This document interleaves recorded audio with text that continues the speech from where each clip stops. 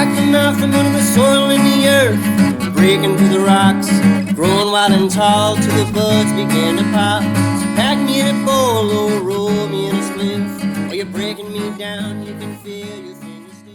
Hey, this is Ryan Herron, cannabis writer and advocate from Portland, Oregon. And I'm Amanda Breeze. I'm a cannabis strategist and aroma educator based out of Toronto. And we're here today to talk about all the fun stuff around one of our favorite plants, cannabis.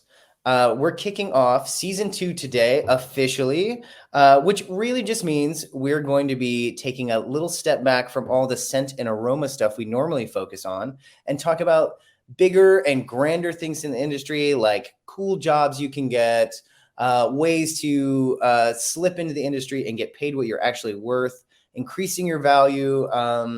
Cannabis industry isn't going anywhere. It's in the billions of dollars every year. And so let's talk about what it actually looks like to work in the industry, especially if you have a cool job, and making the best of that. So Amanda, you've got a cool job in the industry. Kick us off. Tell us what's up. I'm so excited for this season. I just think, with it being less new than it once was, but still quite new as far as industries go, a lot of what people have to do is create and invent their own jobs and create opportunities for themselves because they don't even exist yet. So this season's going to be really fun. We have like a killer lineup of really creative, interesting people doing really interesting things. Yeah, I do interesting things too. It's 100% true. And you got to get creative in these parts. So what have I been doing lately? I've been teaching a lot of amazing sensory workshops. So that's been probably the highlight for me this year. Is after launching our cannabis aroma wheel, I've just been going out and teaching people all about smells, using smells and cannabis and aromatics and answering questions. I think that's kind of the funnest part of being an educator, is getting to actually answer people's questions one-on-one during these workshops and seminars and speaker series. So that's what I've been up to. Lots of smelling and talking. Yes. Well, I mean, that's great too. And, I'm over here.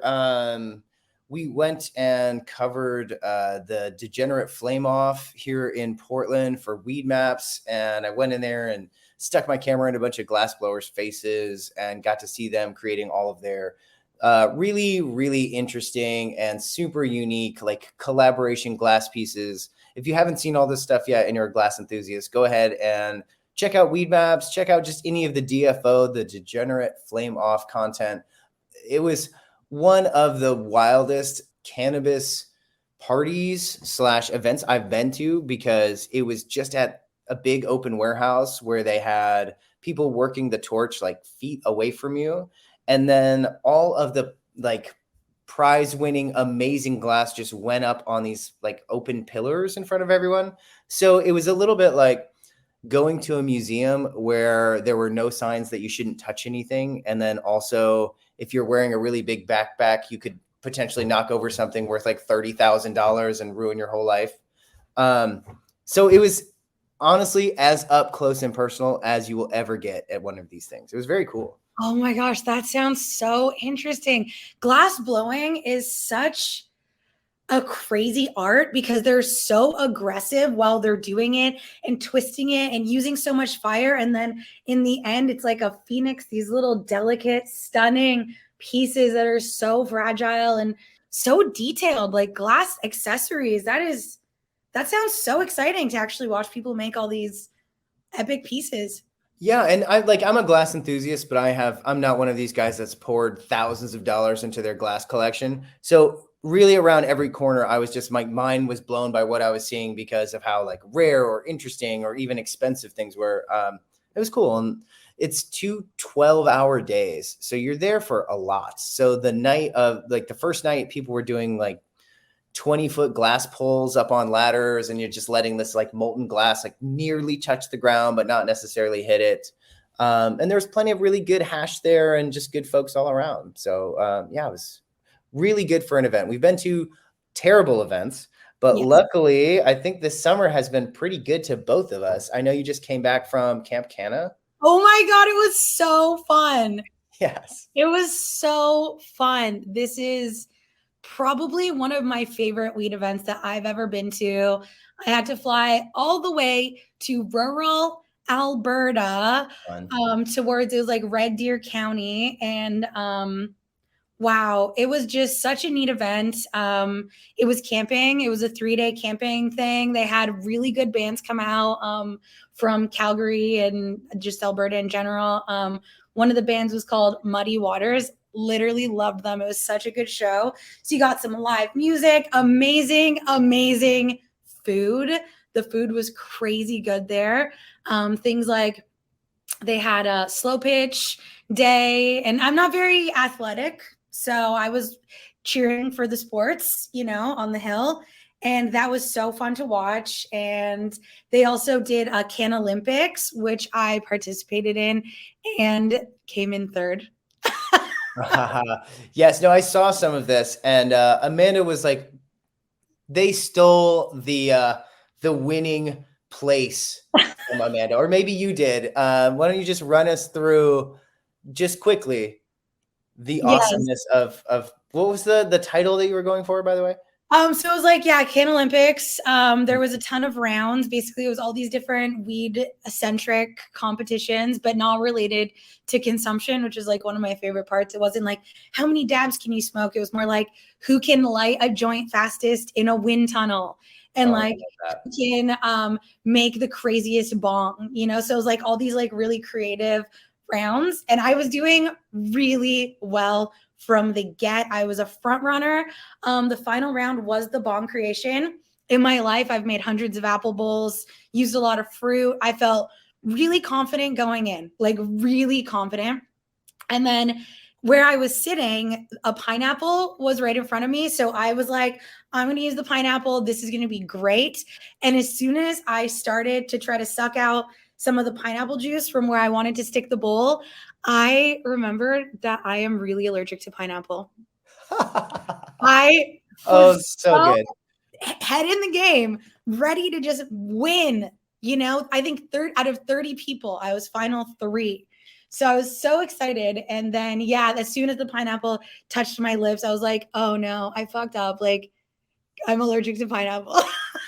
So I did not win that round, but my competitors were fierce and they did really good. And Corey, shout out to Bean Hub. He was the first place winner. It was so fun to compete against. The whole crew was really fun to compete against. So it was, Camp Canna was really outstanding.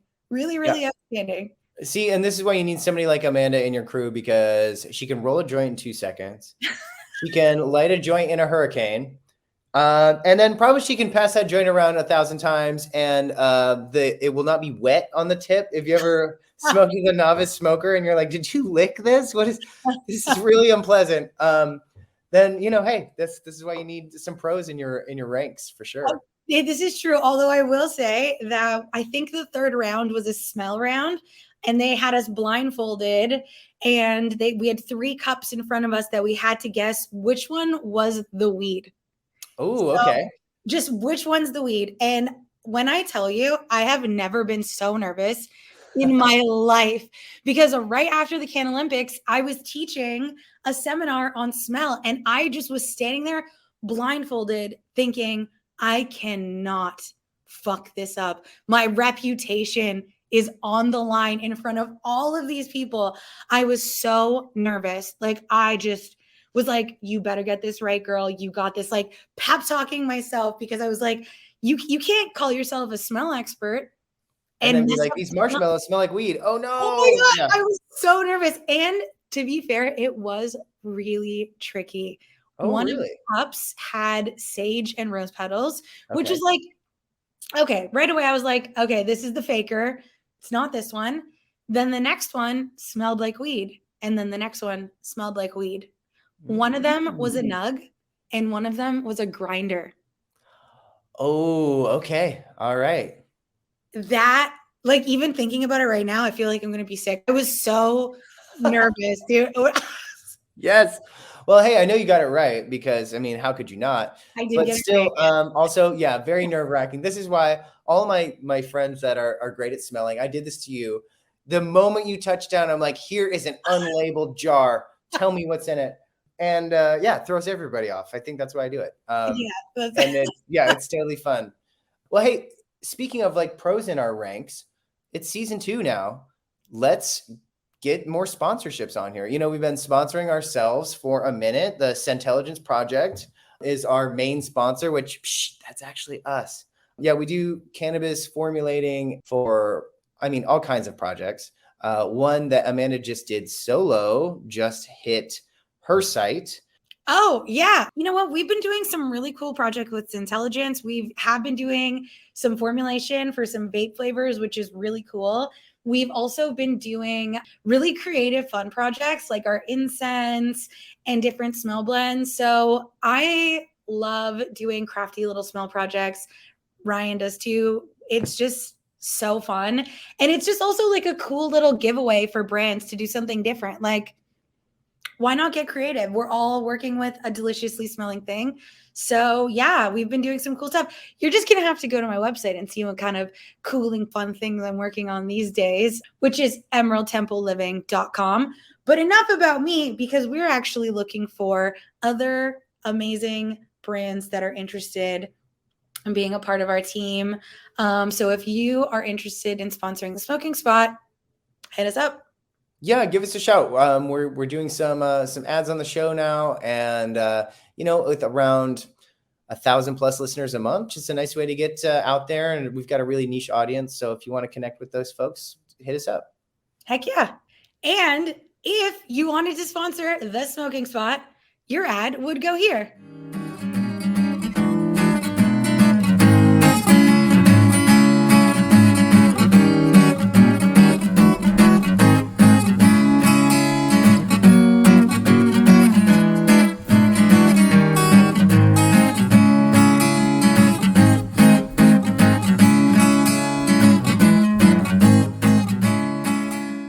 Many of the episodes for the rest of the season, we will have guests and talk to these folks about the cool jobs they have in the industry, in the cannabis industry. Mostly, we're going to focus on the legal market, but many of what we're doing and talking about extends to the traditional market as well. There's a little bit of like jockeying around in the legal market where you can create more opportunities for yourself. So we're going to kind of focus on that because Amanda and I have both chosen that route. But if you're just interested in growing and slanging some weed, like hop on here. I promise you're going to get some good info as well. And then we will have some fresh voices coming up too, to kind of dive into their unique industries that they've chosen and the kind of pros and cons of that, and how you too can hop on and become like a formulator or a weed photographer or all of the other cool industry things that are available to us.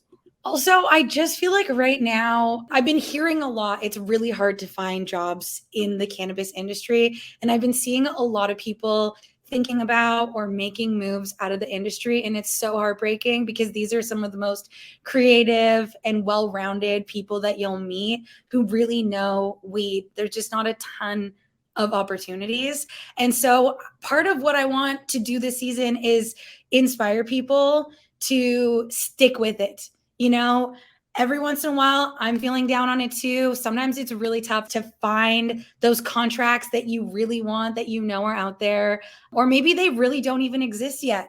So I need some inspiration to stick with it, even after all these years. And I know other people do too. So let's get inspired. Let's support each other in all of the cool projects that we're working on.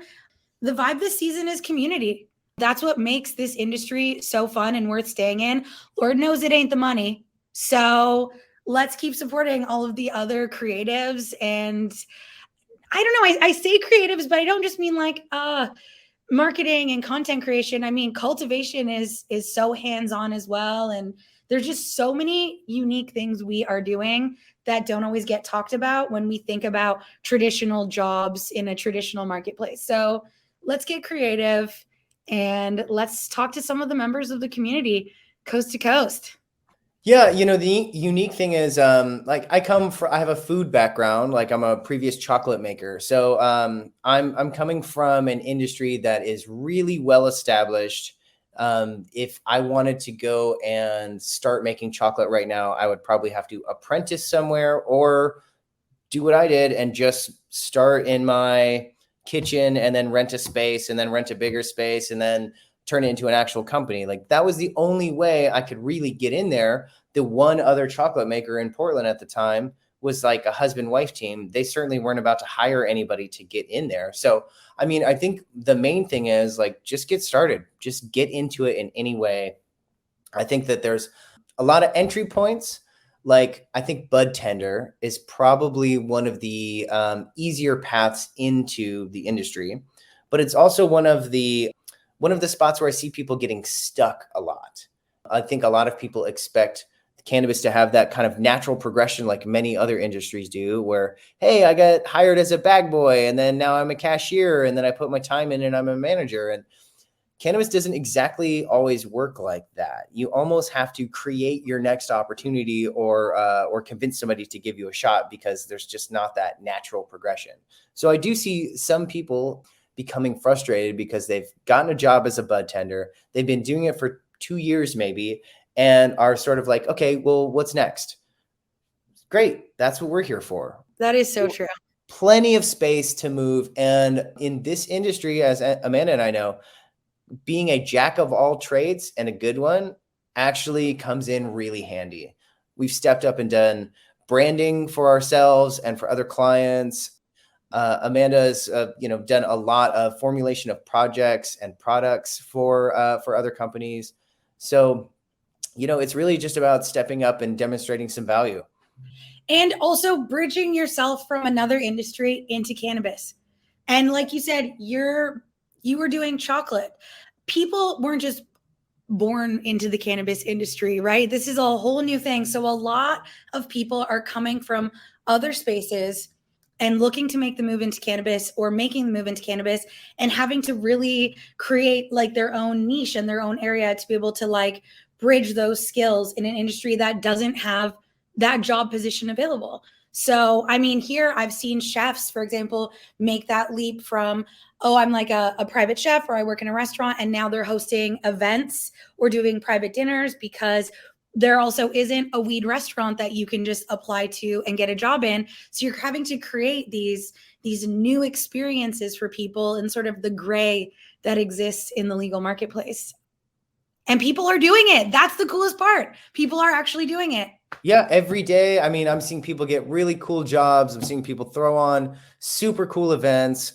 I like you said, I think the Canna Chef stuff has been some of the more interesting things, because you can drop in to Chicago for one night. And if you have a good network or you've done a good job advertising yourselves, you can have a little private pop-up dinner that ends up being, 50 or 100 milligrams, kind of choose your own dose. And you can have that fine dining experience where you leave and you're totally stoned and happy and giggly, and you take an Uber home because you'd rather not drive. I think that's super cool. Like, those opportunities are available. And I think the number one barrier for these things is education. And you don't need a ton. This is not something where you need a degree, but you need to be able to go in and confidently be able to talk about how indica and sativa, the nomenclatures we normally use them at, something that smells funky like a GMO is going to react differently with a lot of people compared to like a DJ Short blueberry that has like a nice soft sweet smell. So familiarizing yourself with kind of like the basic tenets and just a little bit of education, I think, is really going to help anyone get your foot in the door. Absolutely. Terms and common language in the industry, which what I love is that we really talked a lot about education and terminology in season 1. Like, we really covered a lot of those topics quite thoroughly. So I feel quite strongly that season 1 can really prepare you for season 2, which is now, where are the jobs? What are people actually doing? What do people actually do in this industry?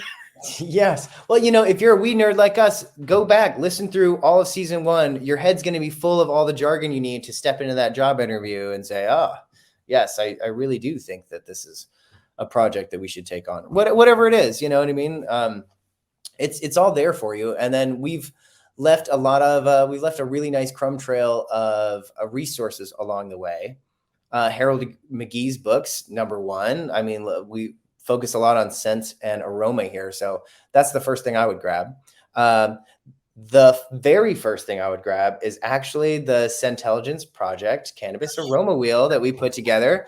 And this isn't just like a plug, like go ahead and find your own version of this. Ours is the best. It was built to be, but you know, just knowing the little difference and nuances between the different strains.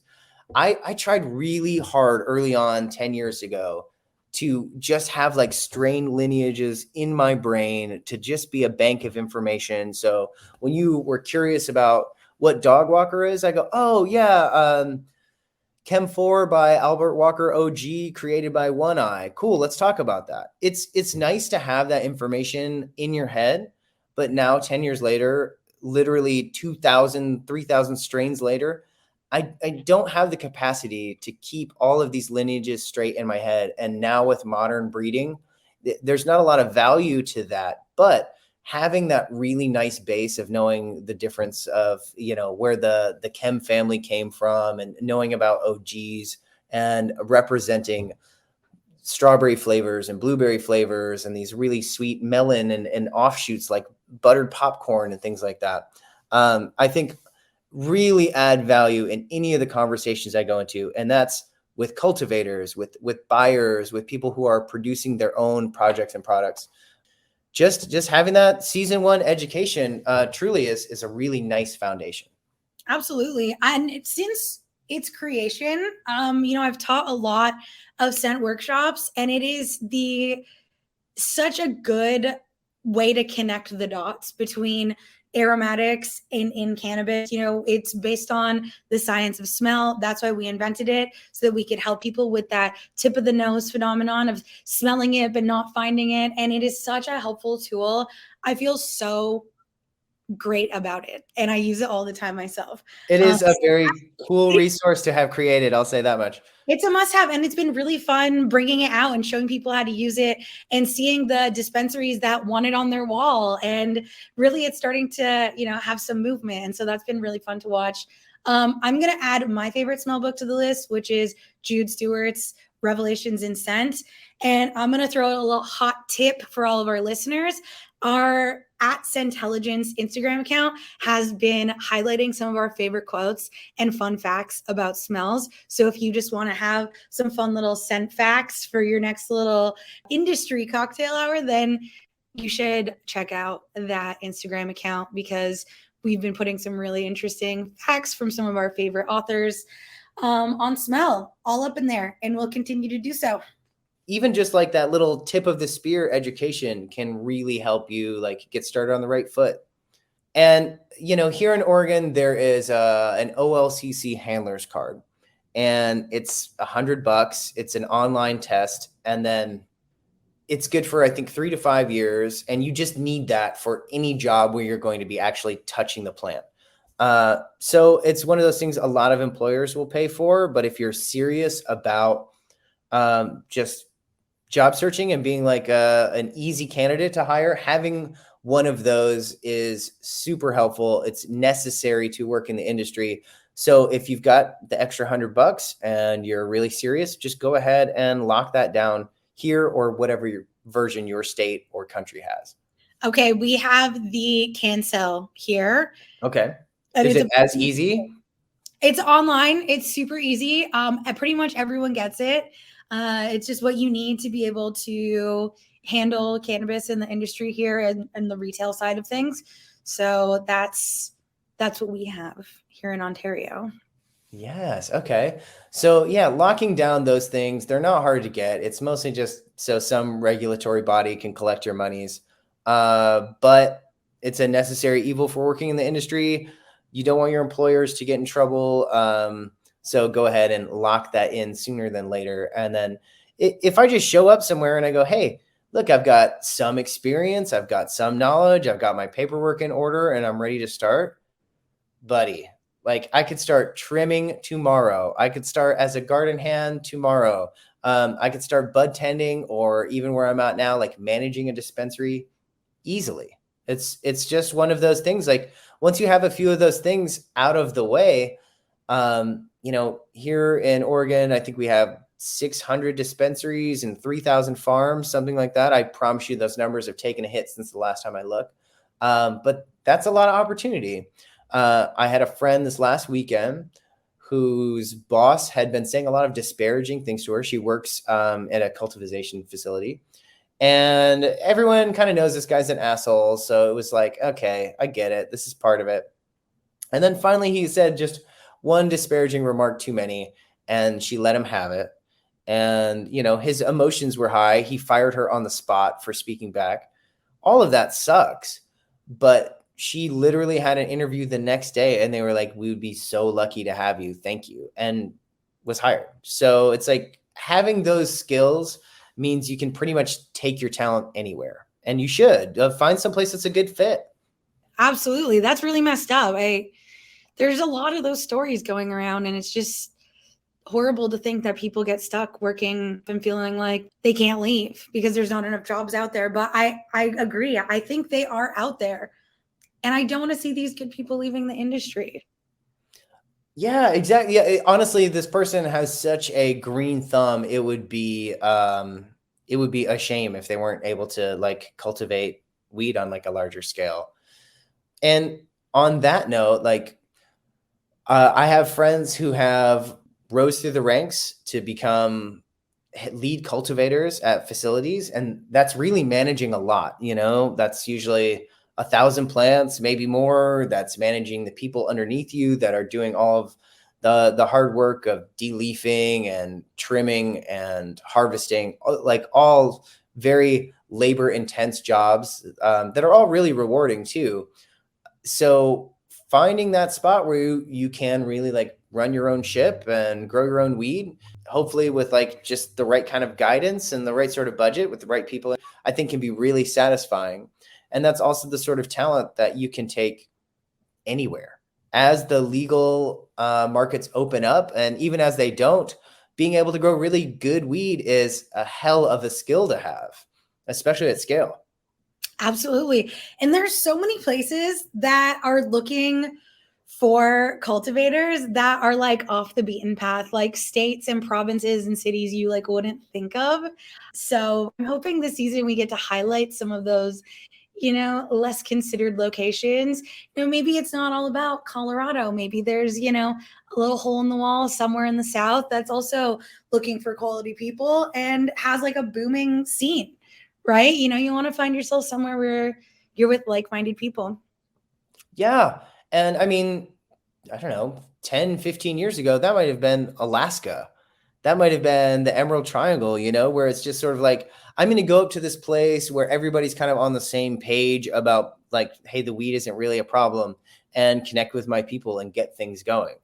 Now that's all over the place. That's Oklahoma. That's Georgia. There's people in Florida right now or New York City who are doing the same thing. And to a lot of my, like, especially friends who are younger and are in bud tending or dispensary management, and they kind of come to me frustrated, like, Ryan, what do I do? Like, there's not a lot I can do here. I could go and manage this other dispensary. I always tell them, like, well, how do you feel about Berlin? How do you feel about Rhode Island? Like, those places with these new opening industries are just, they need the talent, because what like Oregon doesn't really have right now is money. There's not, I mean, everybody out here, they're overextended. They're trying their best to stay in the game. But in some of these burgeoning markets, that's not the case. There's people like it was here in 2015, 2016, just throwing money at the problem to see what sticks. And so get your ass out there. They need you. Also, I think a lot of what's happening in the industry right now is a lot of it's happening through word of mouth. So I'm not necessarily seeing job postings on LinkedIn or Indeed or any of these websites.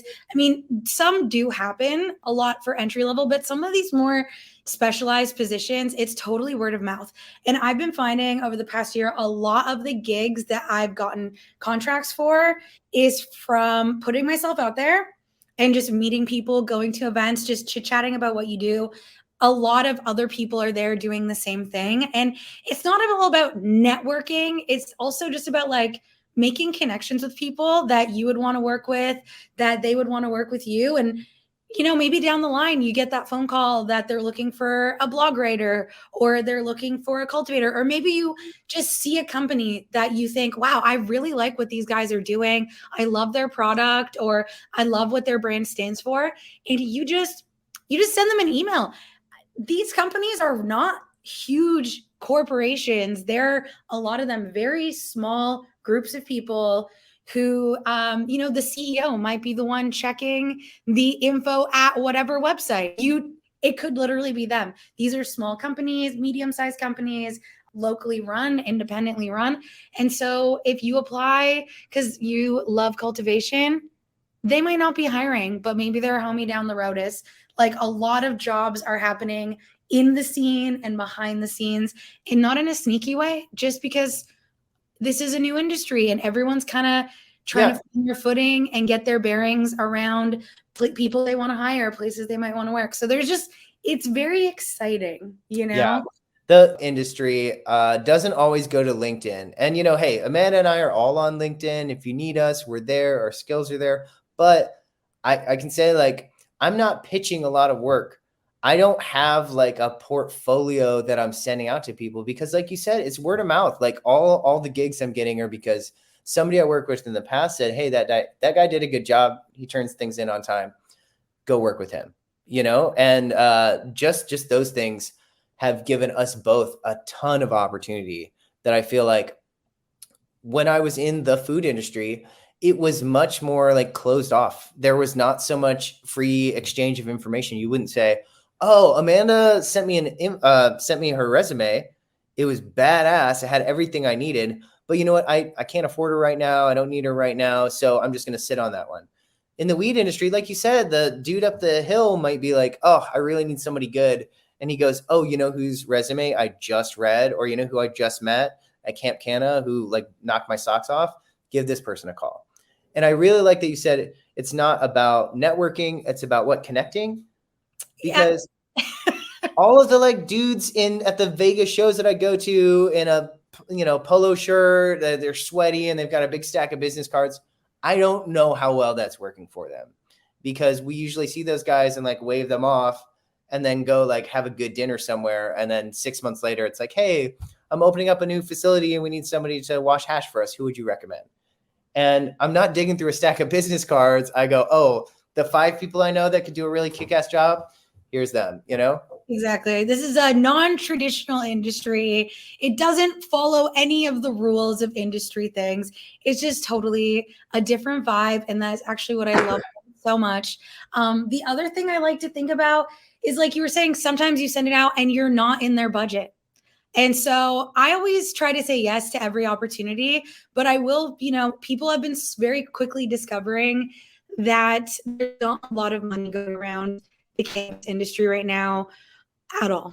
So you might find a marketing job for a third of what they will pay you somewhere else. I just had a friend talk about working for a dog food company doing the same job because it paid 3 times what the cannabis industry is paying, and they don't want to go into dog food. But that also doesn't mean you should undervalue yourself. And these are some of the questions that we're going to want to explore with some of our experts, our inspirational employees this season.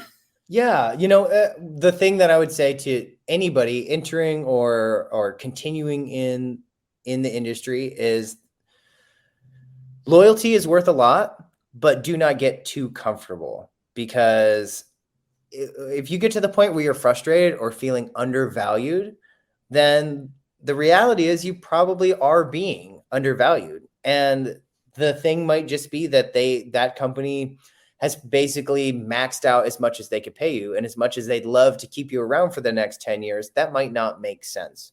I've seen Oregon's Finest is a really good example. It was one of the better dispensaries to start here in Oregon under the medical laws. And then when it flipped over to rec, they had a really nice couple of locations, and they really put a lot of energy into their staff. So when I joined them to do wholesale, they had a really incredible staff that was on time, knew what to do, knew how to talk to customers, knew how to bring a new product and vet new farms and get it on the shelf at a good price. The company spread itself a little thin. They tried to open up in other states successfully, I believe. They were opening up a second dispensary because of some problems with the landlord. So they had to close one and open another because of permitting issues. That place, I think, is still unopened. And so they just got hit really hard, victim circumstances, and had to lose all of their staff that had been on for several years. Because at that point, everyone had gotten raises. Everyone was effectively doing the same job. They were doing a really excellent job at it. But, you know, from a company health point of view, they weren't able to continue doing that. Now, you know, that might seem like it's not very respectful to your employees, but those are some of the tough decisions you have to make. And so all of those great employees ended up somewhere else. But there are situations like that where they're not going to lay off the whole staff and rehire everyone. And you have to look in the mirror and say, I'm not super happy here. They're not valuing me enough. I'm not getting paid enough. Now, if you've learned some of these like really valuable skills like metric, which is bringing on the pounds of weed from seed to sale, tracking them very carefully, and tracking them all the way to the dispensary where they're going to be sold at. It's a unique system. It's a pain in the ass. It's not fun. People do not want to learn it, especially like owners and legacy cultivators that have switched over to the legal market. So if you show up and you go, hey, I know exactly how this program works. I know how to easily move inventory from here to there and get it out the door and get it sold. Super valuable skill to have. And one of those skills that you can take almost anywhere. Metric is one of those systems that Oregon has adopted, but so has California and Oklahoma and New York and Florida and 25 other states. They must have insane lobbyists that everyone wants to pick up their program. But it's one of those skills. Like if you know it and you feel a little undervalued, there are plenty of opportunities out there for you, especially if you're willing to relocate. I'm always willing to relocate. Where are we going next? You know what? Very good example, though. You were saying like, hey, there's this thing going on this weekend, but you were like, look, it's not that far. And I could go and hang out with some weed folks and just kind of get some FaceTime. Like that's the effort you're willing to put in on your weekend to kind of like enhance or increase or just like hold your position in the industry. So I don't want to say that's like going the extra mile, but it's going the extra miles. It is. It's so fun though. I love working in the weed industry. I love going to these events.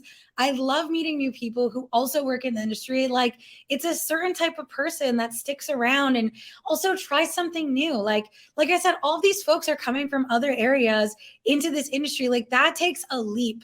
Only certain types of people will make that leap in their lifetimes to completely change their career's trajectory and work in a new industry. And those are the people that I freaking love working with.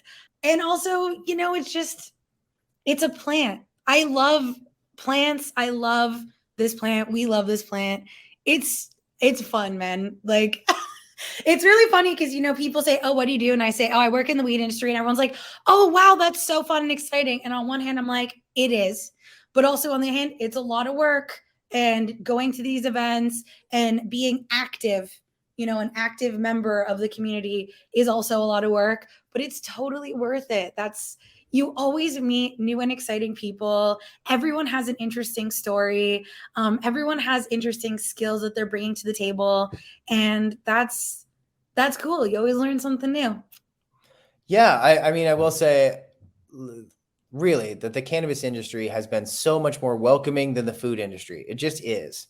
Like the people who have chosen to be here, like they made that choice. They could work retail somewhere else. They could do marketing for dog food companies, but this is like the fun spot. This is where we're at, you know, and it is really cool to like chop it up with the owner of a farm and a dispensary, like all weekend, like I did at the Carefree event, and really talk to them about, this is like nerdy stuff for me, but like the challenges of scaling up their edible production and how valuable that would be if they could get it to X amount instead of where it's at.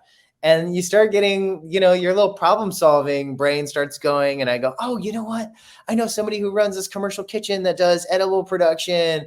And, I think they have capacity to like bring some more on. And then all of a sudden Joe's in the mix and we're conversing, and, you're able to like connect someone with someone else who's like, great. Now both people are doing well. This is the thing. And like you said, at some of these events, you might meet the person running the show. It's not just consumers that attend cannabis events. A lot of time it could be the person who's actually making the edibles that you love to consume. It might be, the person behind the branding where you're like, damn, that was such a cool ad that you put on the cover of this magazine. It might be the magazine editor. Like, all walks of life attend these cannabis events, and you might be able to meet them and be like, I've always wondered how you guys do this thing. And then they'll literally stand there and tell you. The gatekeeping is really not as obvious as maybe it was a few years ago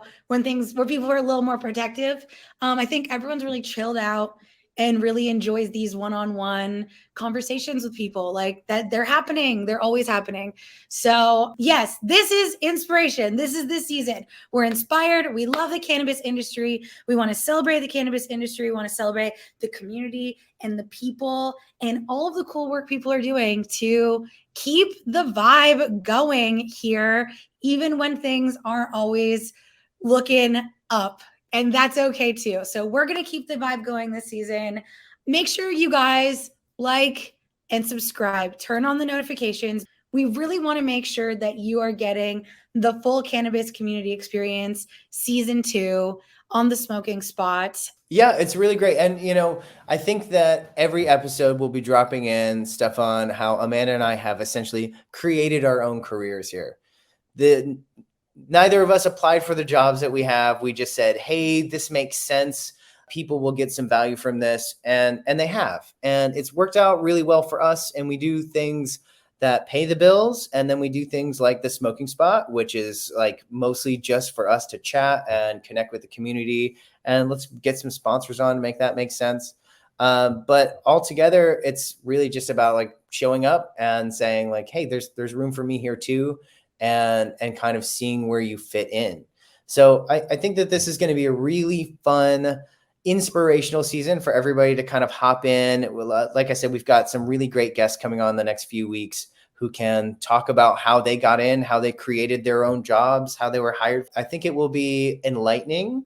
And I think when you hear all of these like relatively normal folks who do not have grand superpowers like popping in and making these lifestyles work for themselves, I think it'll be, like you said, really encouraging.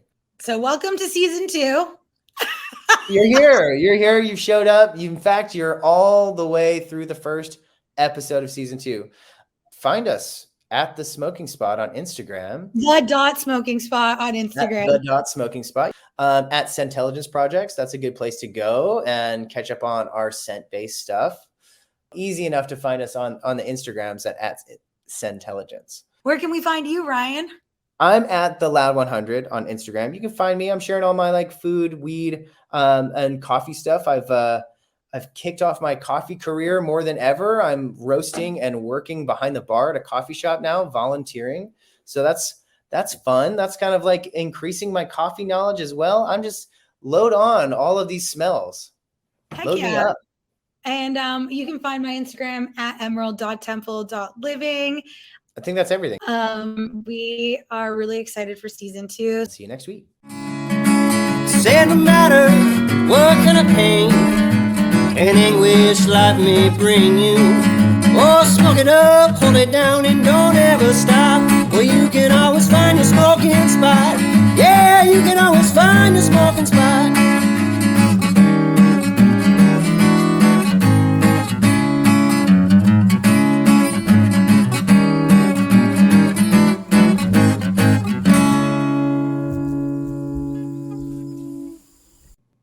Hey, Smoking Spot fans. We're here to tell you about the newest launch from Scentelligence Projects. Over the last year, we've created the Cannabis Aroma Wheel. It's a sensory tool designed to help connoisseurs take their knowledge to the next level. So whether you're a bud tender, dispensary owner, cultivator, or you just love the smell of weed, you can better appreciate the cannabis in front of you. Get your copy of the most detailed sensory tool built specifically for the cannabis industry and order your Cannabis Aroma Wheel today at Scentelligenceproject.com.